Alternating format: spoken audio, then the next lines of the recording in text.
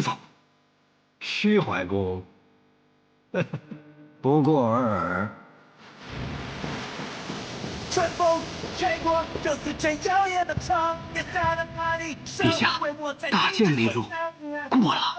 为我江湖的模样，鲜艳刺来的赌场，穿行在天云之上。就在青川，烈水瓦砾，在那尘埃山上搏击，就是黄河，和着天际。李先生，小齐啊，今日也入宫了。哎，你那师兄的徒弟小王道长也入了天启，还帮了我一个小忙呢。先生入宫，苦的却是我，还得装模作样的来这里打一场。你们那个皇帝想杀我，你说他是不是疯了？哎呀，所以我来了，我怕你疯了，把皇帝杀了。哼，退下吧。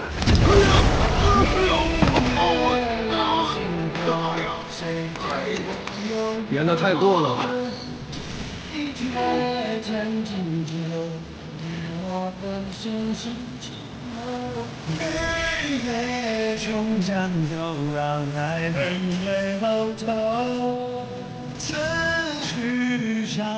陛下，国师内路也过了。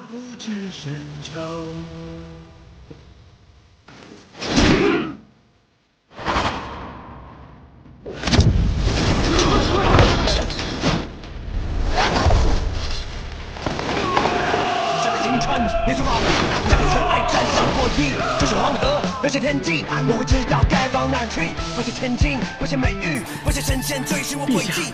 李先生，李先生，已至宫门。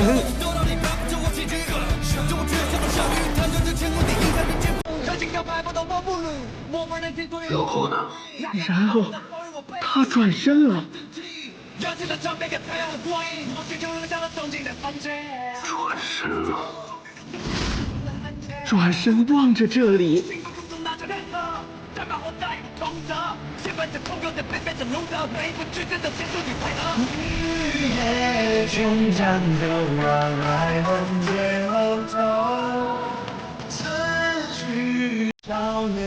大家紧张了？恐怕是毕生修为于今日毁于一旦。本来是一个杀人之局，见我北离大内高手之力，杀传说中的天下第一人，自负了呀！瓮中捉鳖，结果自个儿成了这个鳖，感受如何？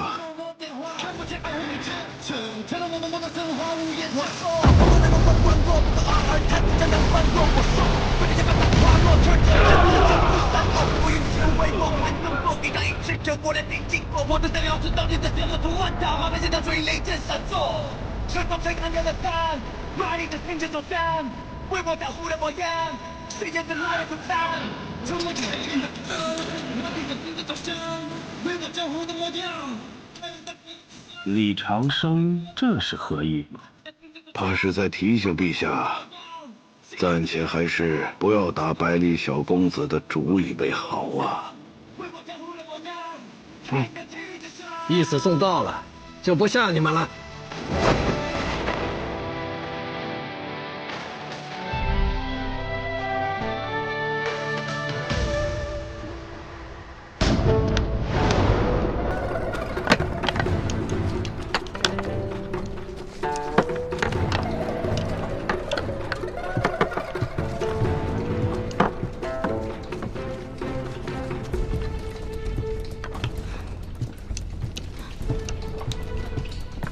你回来了？还没查到吗？他第一次说要离开，是说百里东郡为弟子的那天随口一提；第二次，便是在圣人的御书房，像从前一样没有原因，似即兴而为。不可能！若风，天下百晓，终有一人是我们无法查清的。可他关系整个武林，学堂祭酒李先生。突然要离开天启，其中原因作为百晓堂却一个字都查不出来。天下百晓这几个字，当真成了笑话。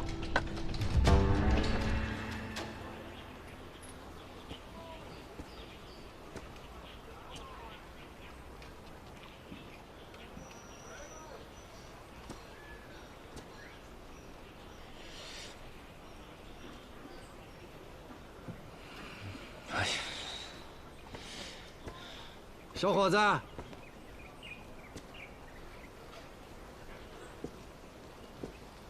你以后能成为枪仙的。您是？我啊，我是李长生。李先生，先生，可我现在身上已无枪，您是怎么猜出我是用枪的？因为你身上有枪意。枪意？你是来找东君的吧？少年人不要有那么多心思。你是江湖客，他是侯门子。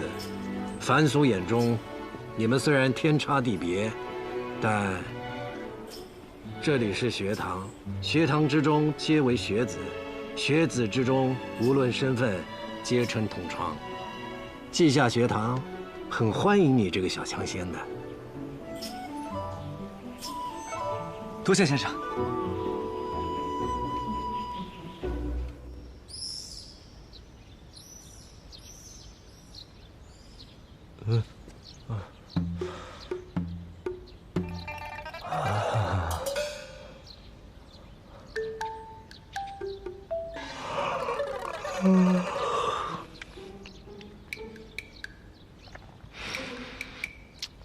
韩一，叫娘。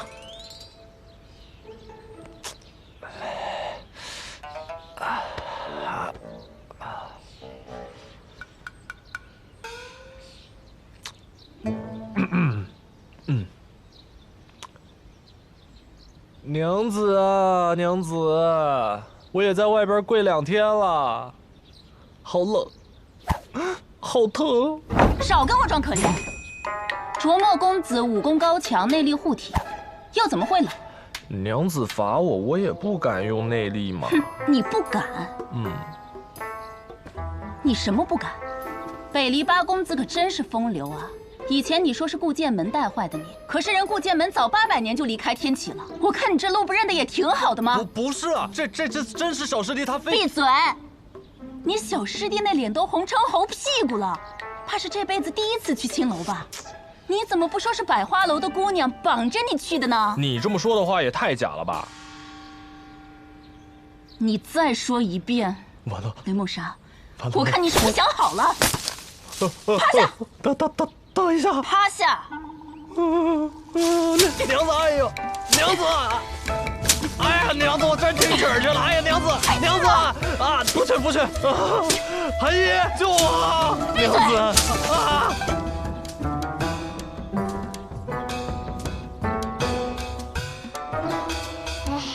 阿爹真可怜，要被打死喽！娘子，哎呦，我真听曲儿去了！哎，娘子，哎，好了。你爹要被打死了，你也不上去帮忙。先生，你来了。我再不来，你爹可真的要被打死了。谁叫他去那种地方的？活该！嘿，小小年纪的，知道的东西还挺多的嘛。先生，你什么时候教我武功啊？比以前进步多了。你爹是雷门英才，你娘是星剑传人，跟他们学武功不是很好吗？为什么要跟我学呢？因为你是天下第一呀，跟你学武功，以后我才能管住我爹。哎呦，娘子，有志气，眼光更好。哎，娘子别打了，哎，别打了，屁股肿了，娘子。滚！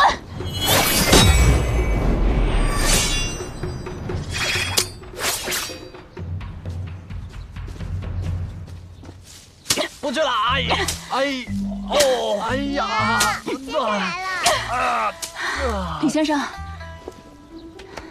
先生救我！跪下！行了，也没发生什么大事嘛。虽然去了趟青楼，也没犯什么大错。夫人，雷儿这个人我很了解他的，对对夫人可谓是忠贞不二。他也只敢去听点小曲儿，是吧？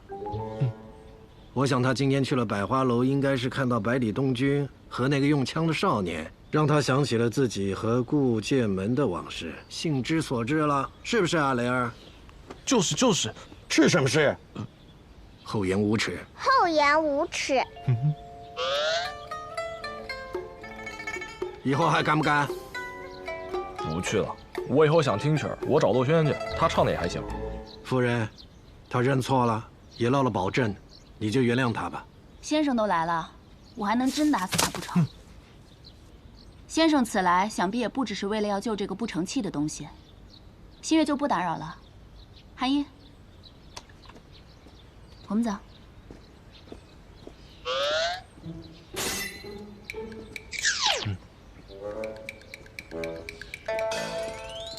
哎，师傅，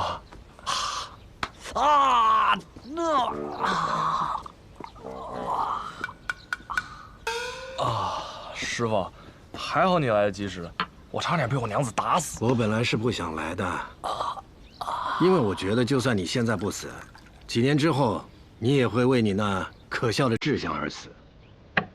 师傅，你还记得？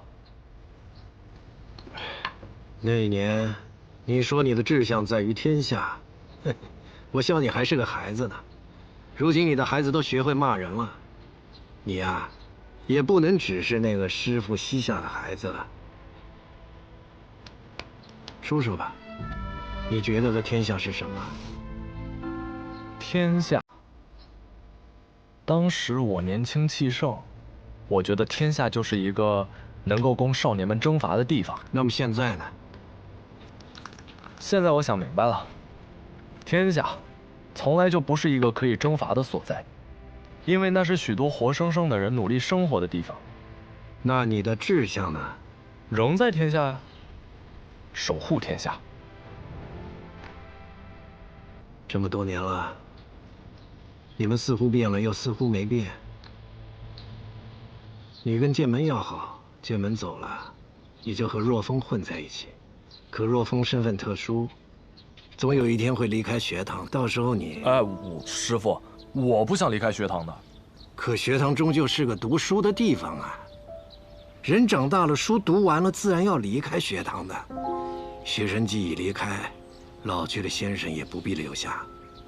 师傅，你不会要走吧？是啊，蒙莎，你也要走的。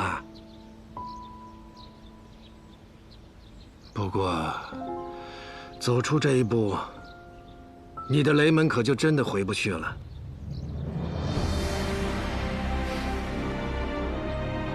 那就不回去了。你不想牵连雷门，所以故意无视门规，让雷门驱逐你。你不想连累妻女，所以让你的女儿随母姓。要是遇到了什么万一，背后至少还有一个剑心种撑腰。可是梦莎，成大事者无不彻底割绝过往。你呀，还差得很远呢。等时机到了，让韩毅来找我，我教他剑术。师傅，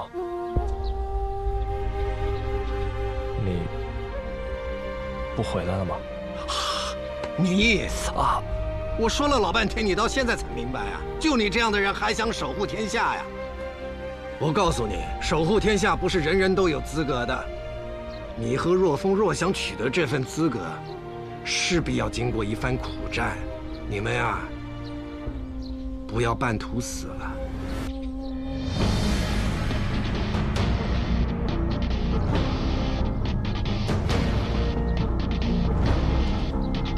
定不负先生所望。已经负了。我之所望，就是弟子们能纵情江湖，肆意而活。哎，天下什么的太沉重了，你不负自己所望就行了。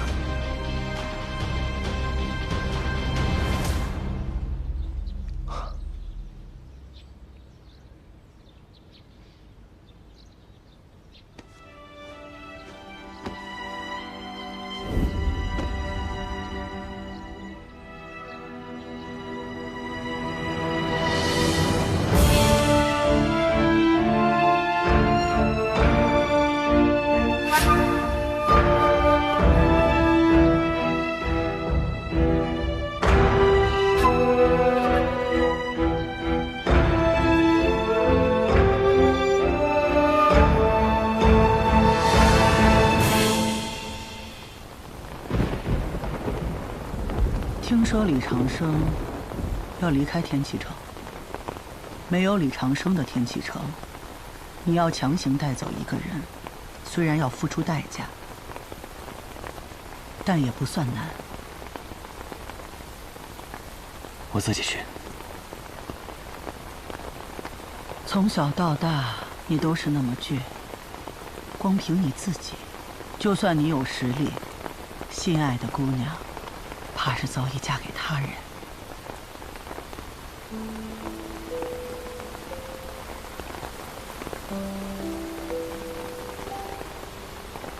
师父，我想练魔仙剑。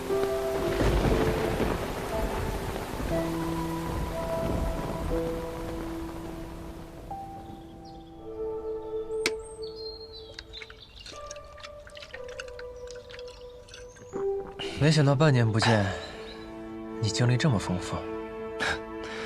没有你的跌宕起伏。哎，你昨晚如何呀？你怎么也这样？小小年纪不学好？司空张峰，你有点良心。昨天因为你和雷师兄，我都被人污蔑了，还跟尹世之吵了一架，容易吗我？他呀，昨天只是找我过去叙话，把我认成了儿时的一个哥哥而已。听你这语气，挺失落的呀。我有什么好失落的？哎，因为随口吹的一支曲子，结识了千金难买一面的大美人，多少人求之不得的事情，我有什么好失落的？哟，好，你不失落，那你到底是不是他哥哥呀？我怎么知道？我又记不起以前的事情。也是。你跟我说过，你失忆了。或许吧，我也没有刻意想过。要真的仔细的想，好像此前的人生都是一片空白。看来你是真的什么都不记得了。那又怎样？我又不靠以前的记忆过活。司空张峰，那你有没有想过，你不知道你的来处？但你却和他会同一支曲子，这说明什么？我也不知道。你干嘛？万一你真是他的哥哥呢？万一他弹这支曲子就是为了等他的哥哥出现呢？百花楼里那么多客人，是天启的，不是天启的，有钱的，没钱的，为何就你偏偏听过呢？你一点都不着急？他那么受欢迎，错过了，可就真的错过了。可我真的是记不起来了，就是怎么想也想不起来的那种。皇帝不急急死太监，百里东君，往事不可追。我和他，或许还有未来吧。哎，行吧，行吧。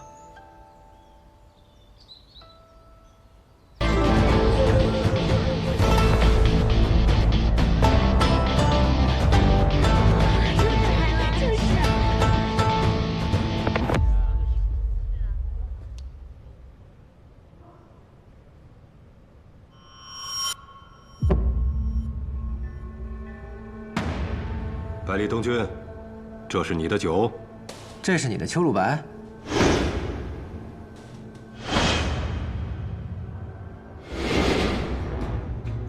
既然人都到了，那就比试开始吧。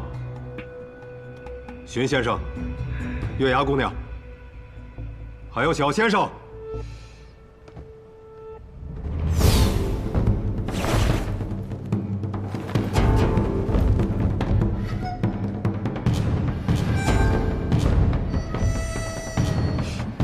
嗨，第3位品酒师是老七呀。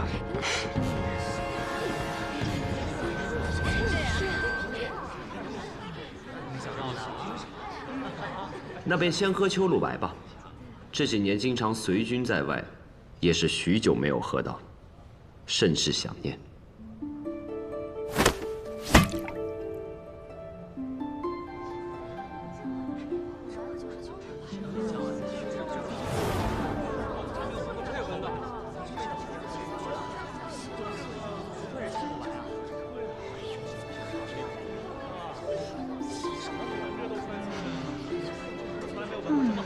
这就是天启最有名的秋露白，果然名不虚传。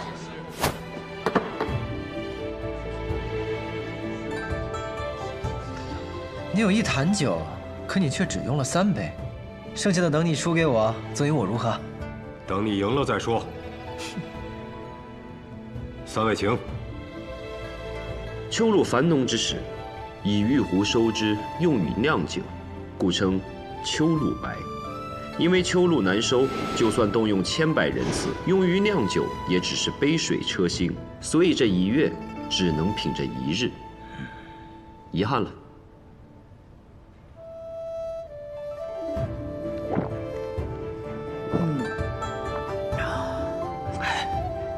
你好歹是来提款的，把口水收一下行不行？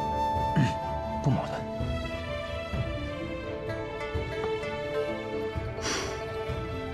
比上一次喝到的秋露白更醇厚了。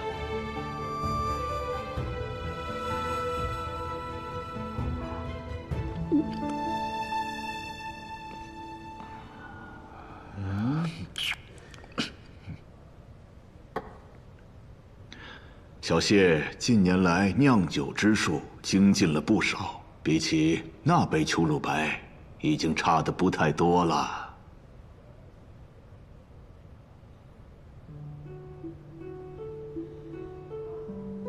差不了太多，也算是夸赞吧。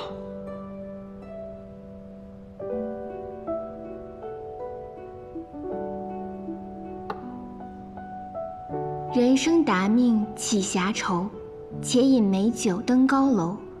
酒仍是好酒，谢师却比当年的谢师也多了几分中年之愁。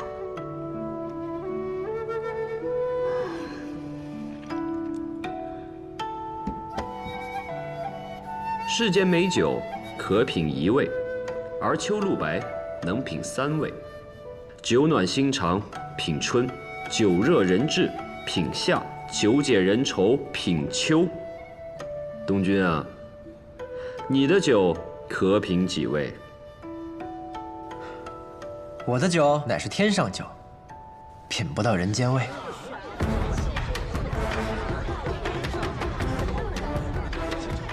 这小师弟的酒，当真这么神奇？夸张了，后生，打开你的酒吧。好。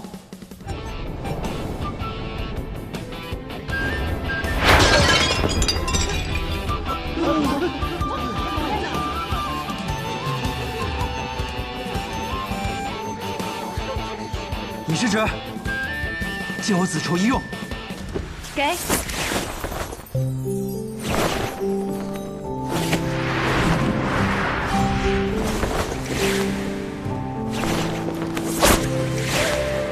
冬雪夜，美人舞剑，现明月。奔月而去，如月上真仙。遨游仙宫，纵情千里，直至天光乍破。白日见星辰。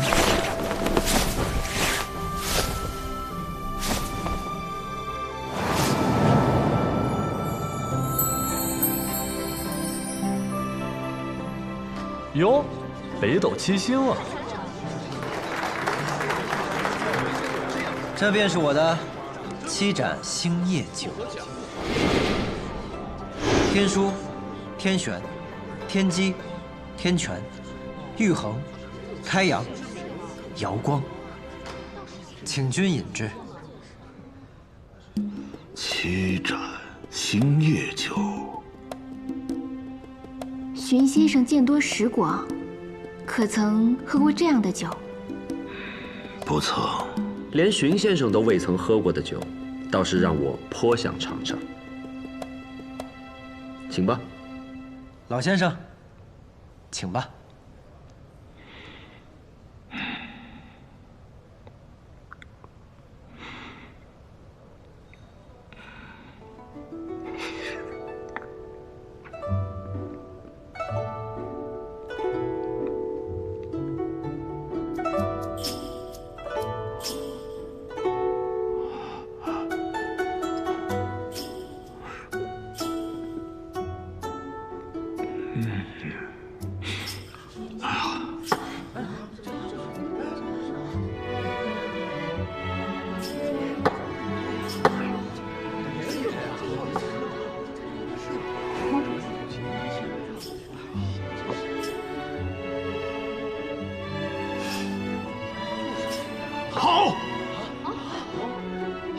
酒啊！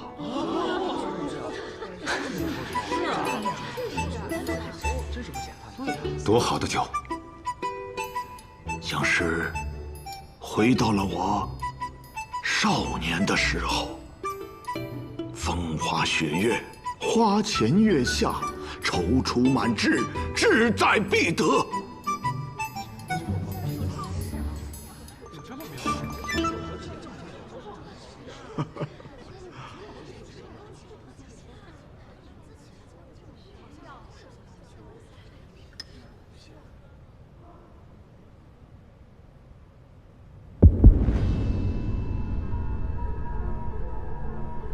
此酒，小师兄带我入天启，让我见识到真正的天地之大。东君无以回报。师兄的酒，味道与其他2位无差，只是其中略略加了我的一点小私心。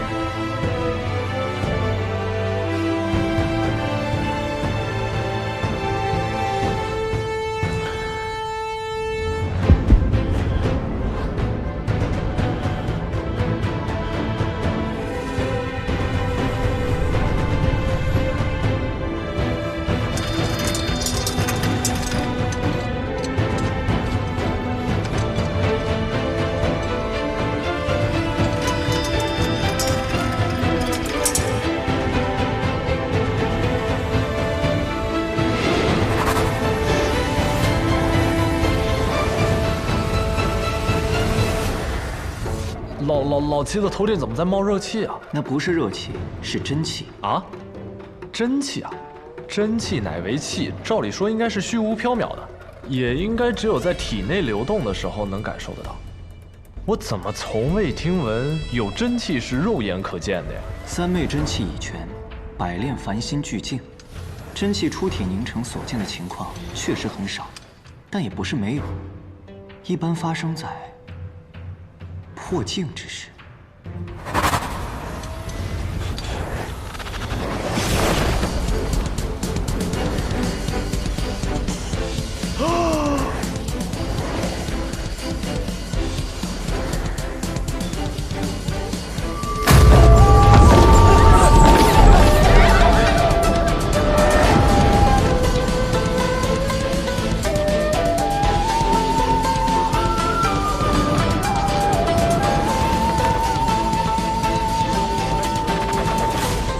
破镜来，东君，东君，我滞留此境久矣，却苦无破境之法。你的酒，助我。多谢。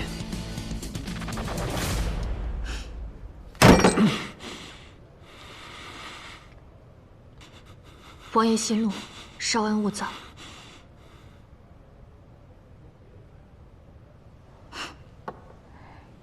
能品人间百味又如何？不如仙宫遨游一瞬。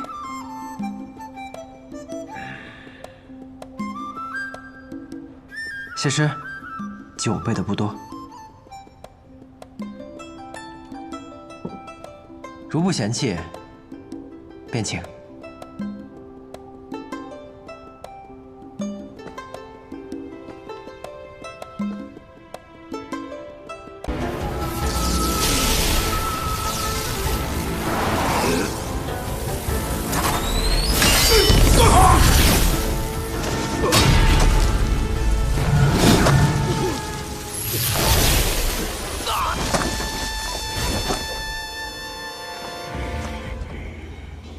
雷门精神指果然厉害。精神指，一指3场，刚才这一场叫不离，第2场叫不归。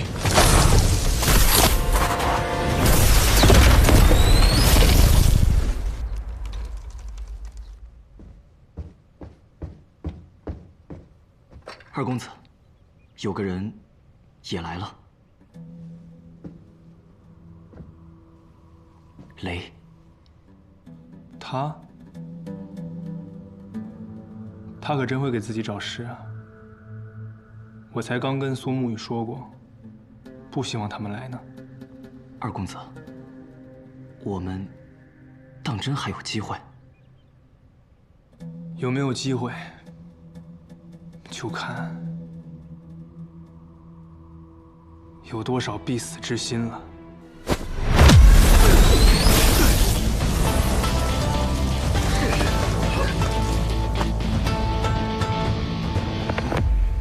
我还有第3场，唱精神。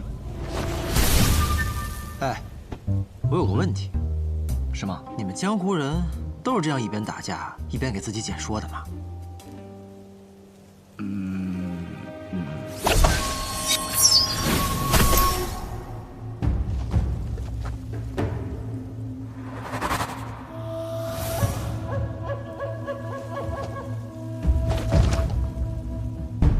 雷梦莎，你确实很厉害，只不过你一个人，抵得过我们联手吗？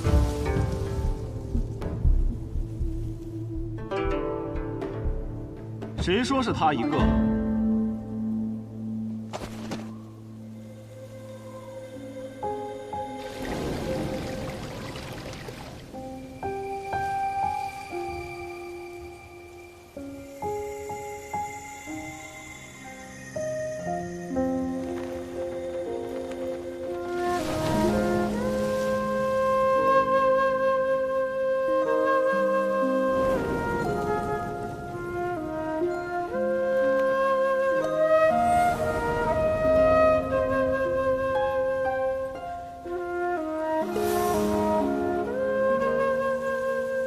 我是清歌公子洛轩。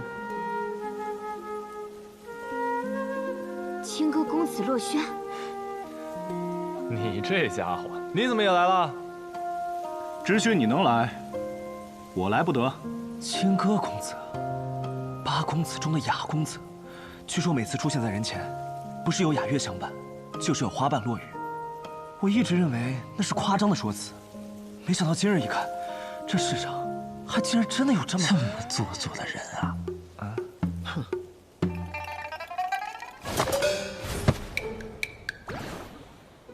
愣着干嘛？走！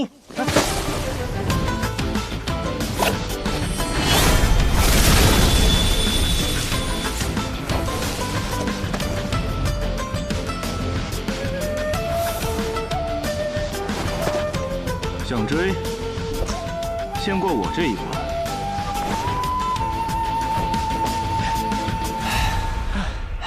不是，你什么意思呀？你要带我们去哪儿啊？西若寺，就在前边。叫什么？白东君，司空长风。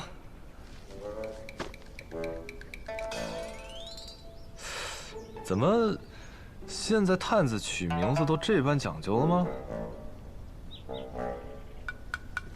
说吧，有什么消息没有？什么消息啊？你们不是老七派来柴桑城里的探子吗？当然是你们这段期间得到的消息啊。柳月和小黑另有任务，你先潜入柴桑城，等到了那里，自有我安排之人与你相见。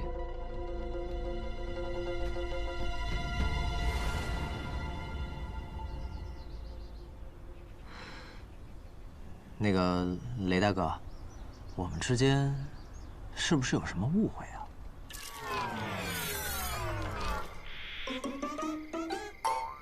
所以说，你还真就是脑子犯浑，想要闯出点名堂来。于是你从家里偷了一张地契，千里迢迢的跑到这儿来开酒肆卖酒的。哎，准确的说，我是酿酒师。而你，该不会就刚好真是无父无母，江湖浪人一个，恰好来到了柴桑城，而他能给你免费的酒喝，你就打打杂、吹吹水，白吃白喝的住下来了？你这样说倒也没错，不过措辞能不能稍微委婉一点啊？苍天呢？我是不是脑子抽了？我还以为你们二位是老七派过来的知音，结果你们不过是个过路的。所以我为什么要浪费我的时间，浪费我好不容易伪装来的身份跑去救你们？我要疯！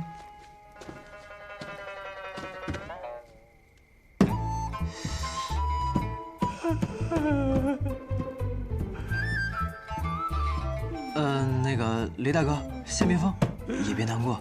如果需要帮忙的话，我们二位可以帮。就你那三脚猫的功夫，你怎么帮？有人。怎么这么慢啊？是不是太久没打架，骨头都生锈了？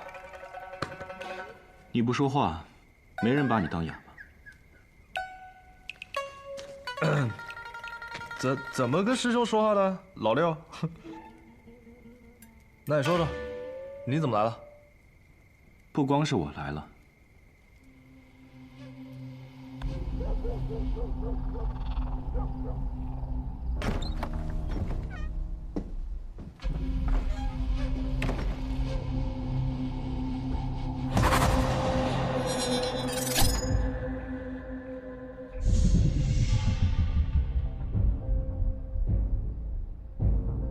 昌河。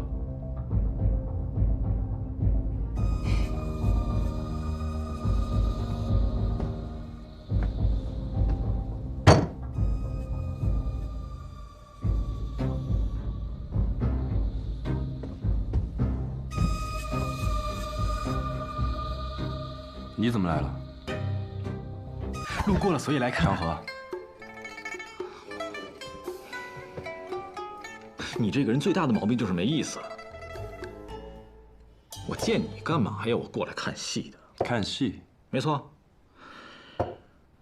我有预感，这次这柴桑城里一定会有场好戏发生，说不定我还有机会见识到那群传说中的天之骄子们。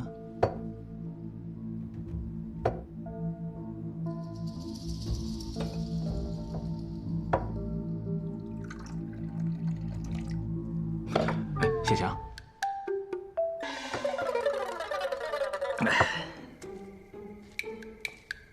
所以到底是怎么回事？顾剑门怎么了？他不是马上就要成新郎官了吗？为什么你们一个个死去活来的？整个西南道一共有2大世家：柴桑城金钱坊的顾家和开阳城沐浴行的晏家。半个月前，顾大公子顾洛离于柴桑城300里开外的巴别城暴毙而亡。自此，整个顾家能够当家做主的只有2个人：顾洛离的最小的叔父顾五爷，另一个则是顾洛离的亲弟弟，也就是我们的老三顾剑门。但司空长风都跟我说过了。他皇娘爷为哪里变出的这些东西？别问，问了就是做作。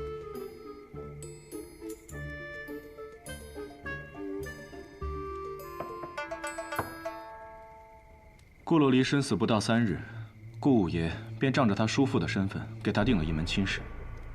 而这个亲家就是晏家千金晏琉璃，就是今日在马车里的那位。他的兄长便是晏家的当家人，也就是与你在酒馆里喝酒的那位晏别天。原来这门亲事是这么来的，也就是说，顾家大公子不是突然暴毙，而是晏家和顾五爷联手策划害死了他，然后想通过这门亲事彻底的控制失去当家人的顾家。可是这样一来，顾家不就成了晏家的囊中之物？这样做对顾五爷有什么好处啊？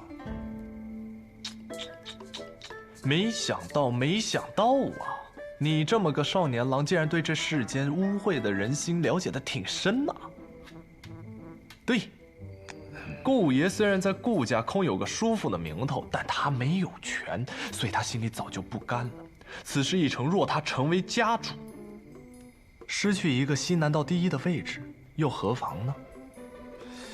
难怪这座城这么奇怪，也就是说，顾府附近，不，整个顾府都已经被燕家控制了。是几乎都被燕家给控制了，直到这位小白兄弟出现在了龙首街。所以啊，对燕家而言，你很蹊跷。不蹊跷，一时兴起，一时兴起。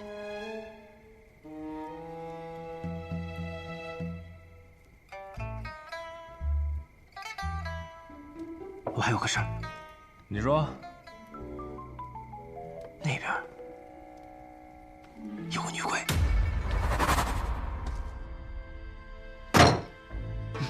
人被救走了。是，属下无能。不怪你无能，北里八公子一次来了俩，你们自然不是对手。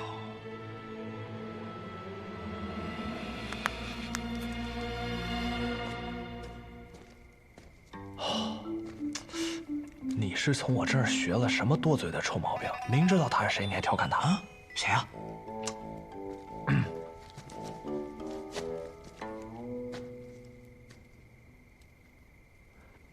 燕小姐，清歌公子、卓墨公子，初次见面，幸会。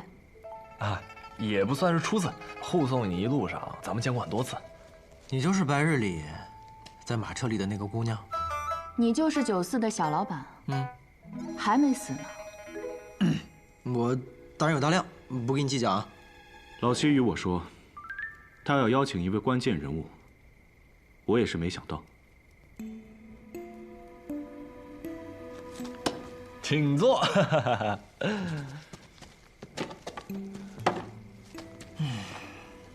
不知燕姑娘是何意啊？为何白天还放任手下大杀一场，晚上却亲自跑过来和我们密会？好问题。因为我爱他。你爱谁？我的天哪，多新鲜呐！你竟然真的爱顾剑门，所以你们燕家把顾洛离给杀了，就是为了让你顺理成章的嫁给顾剑门。是你疯了，还是整个燕家都疯了？我看是你疯了。你能不能闭嘴？你爱的，应该是前几日暴毙的顾家大公子顾洛离吧？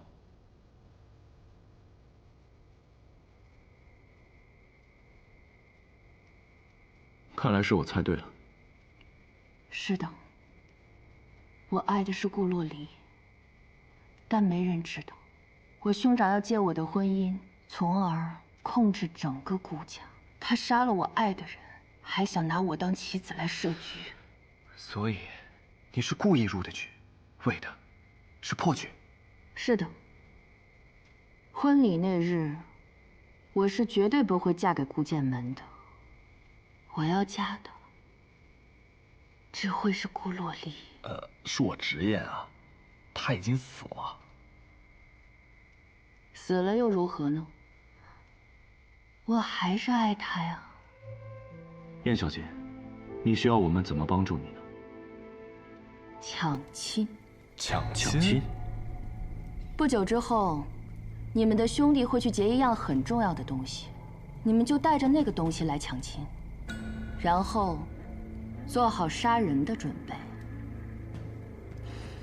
对了，你们要记住，下棋的从来就不是我的兄长，而是我。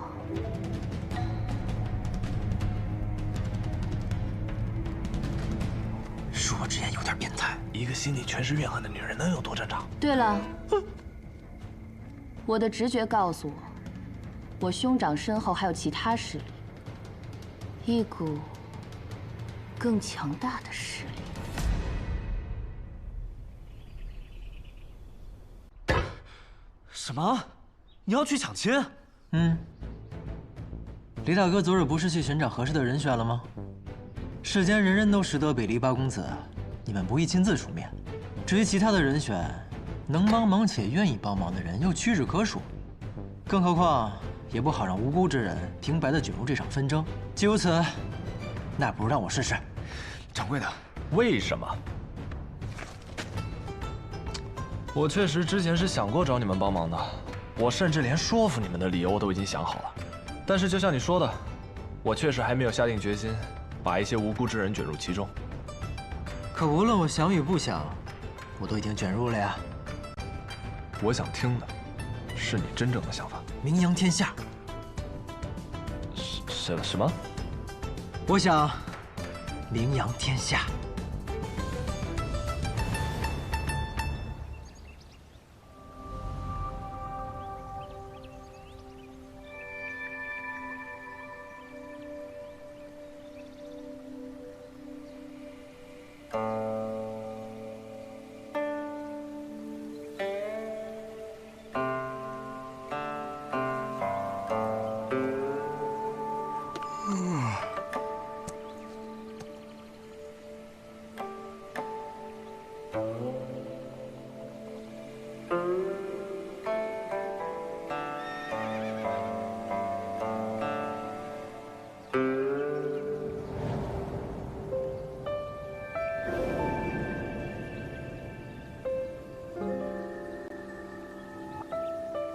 古先生，有客至，可愿相迎？迎。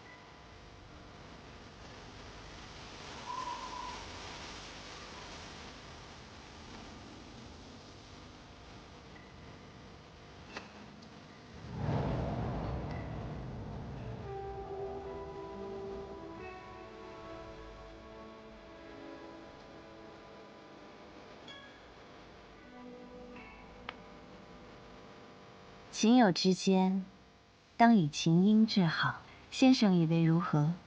是仙子。哎，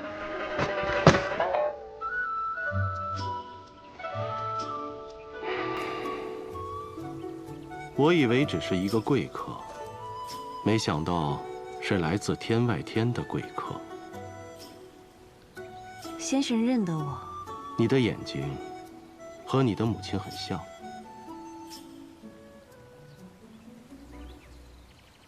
原来是家母故人，那还请先生助我们北阙一臂之力。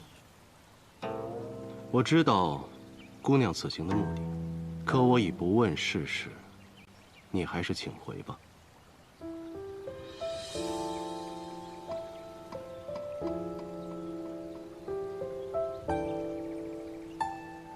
仙子姐姐在看我。徒儿，该醒醒了。我感觉我要醉倒在这汪阴谋中了。傻孩子，真给为师丢人。仙子姐姐，你叫什么名字呀？不如你先回答我吧，你叫什么名字？我叫东君。东君。东君柯佩深烂山，青玉过时拂柳端。不信蓬莱千万里，春风还未过人间。真是个极好的名字啊！东君柯佩深烂山，青玉过时拂柳端。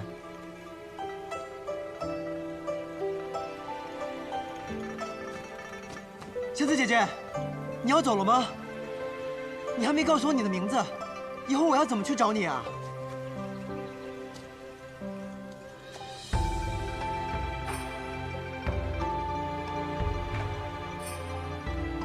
不如我来找你吧。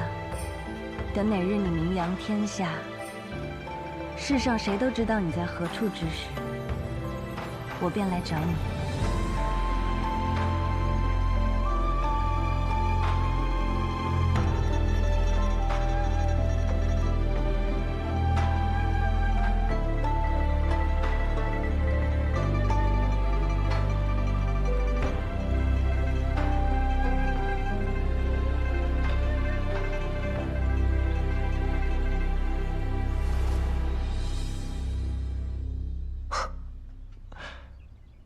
果真是个少年啊！确定不是在嘲笑我吗？不，我是在夸赞你。他这是在阴阳怪气的说我，他脑子有病。讲真的，你为什么会觉得抢了这次亲就能够名扬天下呢？因为这不是门普通的亲啊，正如燕姑娘昨日所说。这门亲事乃西南道的登基大典，既然我已经得罪了燕家，靠着酿酒混入婚宴扬名的办法已然是行不通了，那干脆一不做二不休，堂堂正正的抢了他这门婚事，到时候宾客满座，看我如神兵一般从天而降，无一不为我英勇的身姿所折服。掌柜的，过了。哦。原来你小子是为了女人啊？那又怎么样？不是你就没想过吗？如果你为的这个女人知道你去抢了别人的亲，她不生气？怕什么？有你们北离八公子作证，你们不是都去吗？我这可是为了生死义气。去吧。不去吗？应该去吧。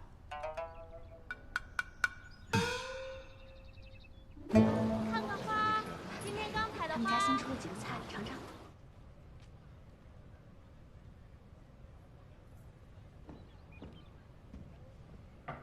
小姐，是我。静。小姐，什么消息？燕家那边同意我们的要求，为表合作诚意，会将那样东西送到我们指定的地点。有了那样东西，一旦我们将燕家扶上尊位，西南道便尽在我们掌控。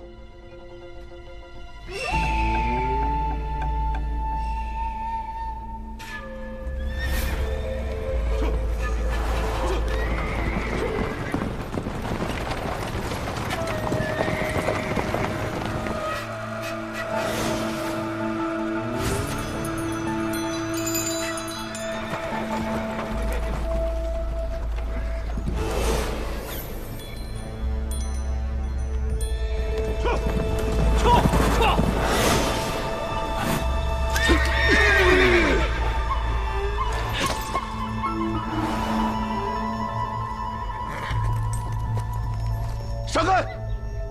不闪。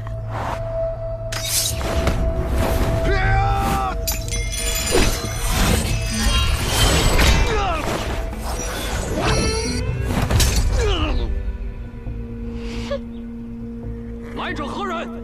你可知我乃西南道燕家之人，得罪我们，可有想过下场？巧了，我们找的就是燕家的人。告诉他们，留下东西，饶他们不死。听到了吗？我家公子说了，西南道燕家算着屁呀！留下马车里的东西，饶你们不死。前半句，我可没说。我知道公子你肯定想这么说。好大的口气！你家公子倒是何人？我家公子可是……废话那么多干什么？上去揍他们！公子，你让我说完，听到没有？我家公子说不和你们废话，让我揍你们！欺人太甚！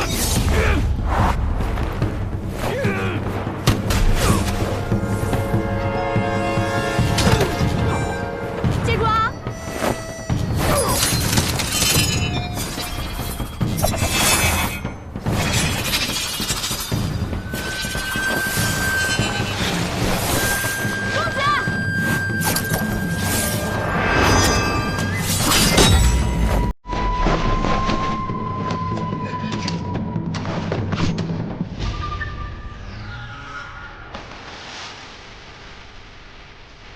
子点灯美人陪，杀人放火金腰带。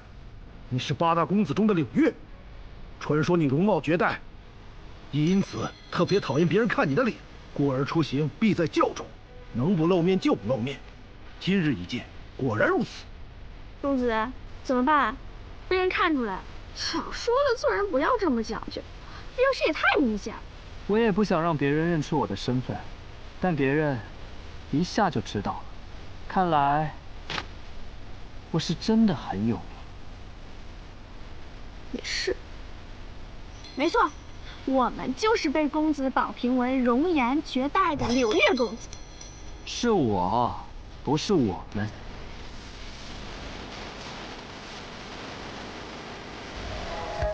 那老子就来会会你8大公子。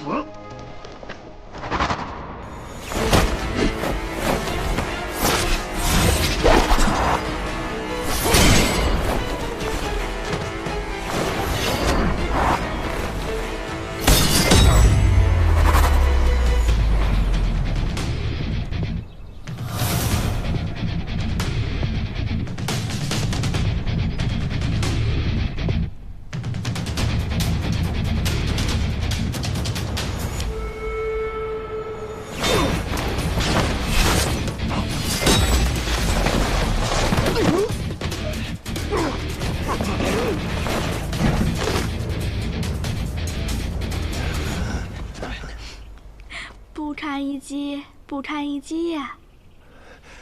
还不出来帮忙吗？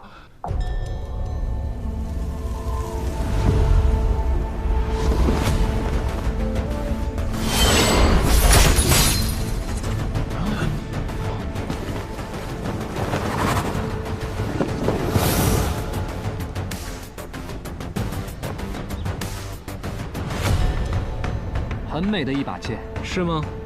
那可配得上绝代的柳月公子。人非剑气，如何混为一谈？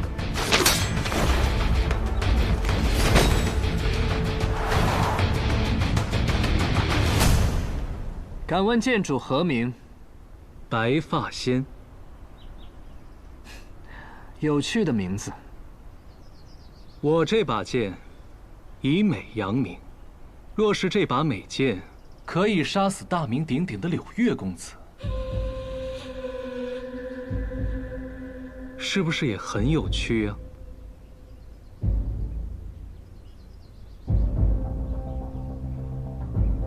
你有信心杀我？有些难度，不过我想试一试。很多人都想试一试，但我依然坐在这里。是吗？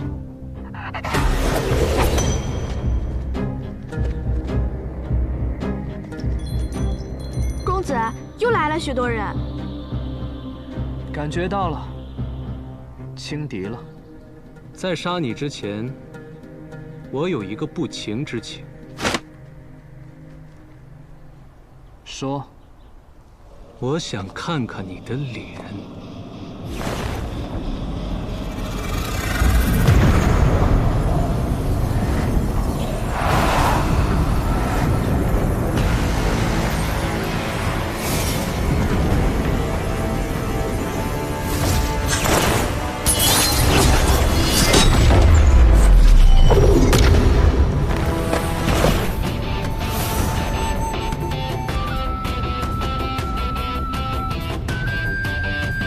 世人以白为美，唯他通体着黑；世人尚美宠美，唯他爱丑怨丑。你是莫尘公子，莫小黑。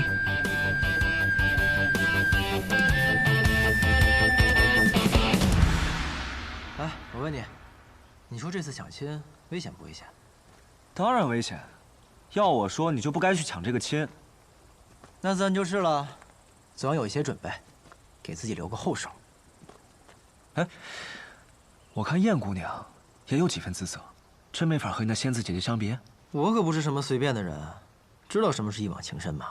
哎，你有喜欢的人吗？我，哼，我可不喜欢情情爱爱。啊？什么？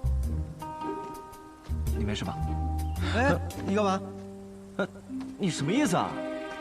哎，你跑什么呀？你不正常。我只是说我不喜欢那些矫情的爱来爱去，就像我师傅一样，一点也不自在。你师傅？对啊，我师傅，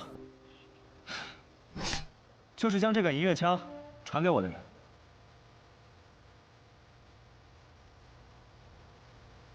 好吧，其实他也不算是我师傅。我遇见他的时候，他已经快不行了，浑身长满烂疮，躺在一个废弃的道观口等死。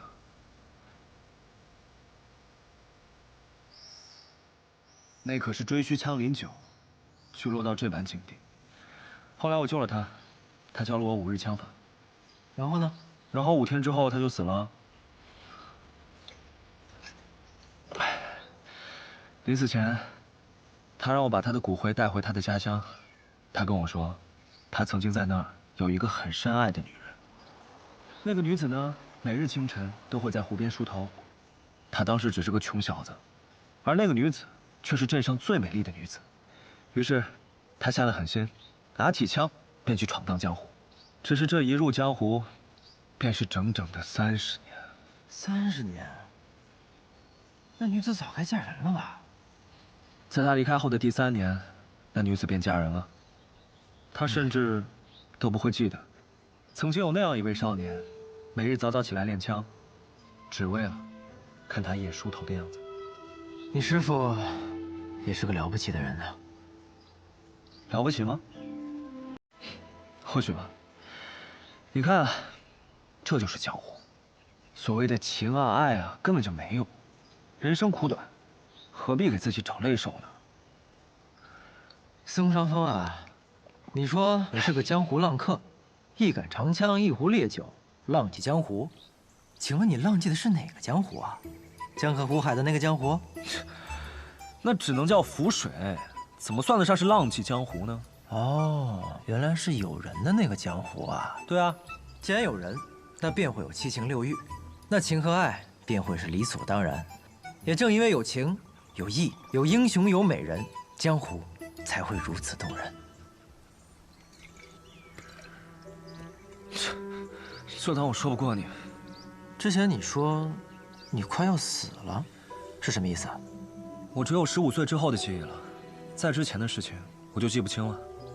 但练了枪之后，有了武术功底，发现自己的心脉早已严重受损，没有几日好活了。白同学，要不我替你去抢亲吧？现在后悔还来得及。不，我要自己去。名扬天下真的有这么重要吗？为什么他一定要让你名扬天下呢？这个嘛，我也不知道，可能是因为我长了一张看上去就能名扬天下的脸，或者说是我天生骨骼清奇，是个100年难得一遇的绝世英才。没错，就是这样。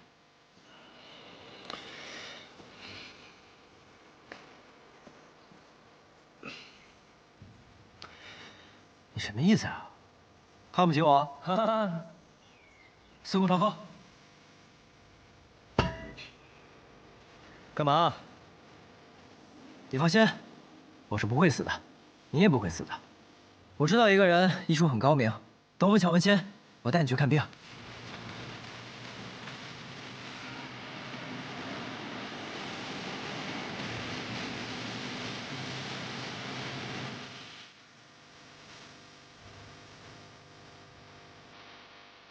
谁要担心你啊？还有，以后少说大话。走了走了。哎，你等等我呀！不过你今天跟我讲的故事，倒是给了我很多启发呀，让我更加坚信了我做的没错。什么意思啊？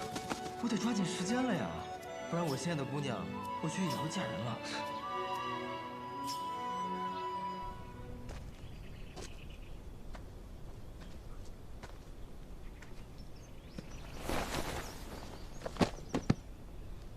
虞姬，季轩，怎么样了？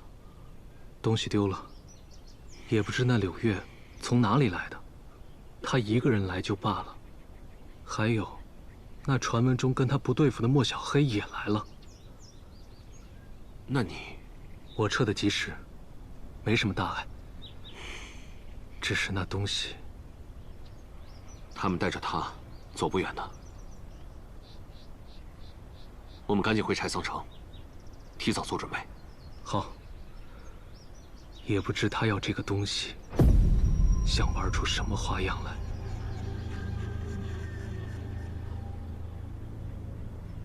看出什么了？不错，不错。什么不错？你来了，很不错。我来之前，老七可没告诉我，要救的人是你。这就叫做冥冥之中，天注定。走吧，方才那个人不是西南道的，看来燕家的背后还有另一股势力。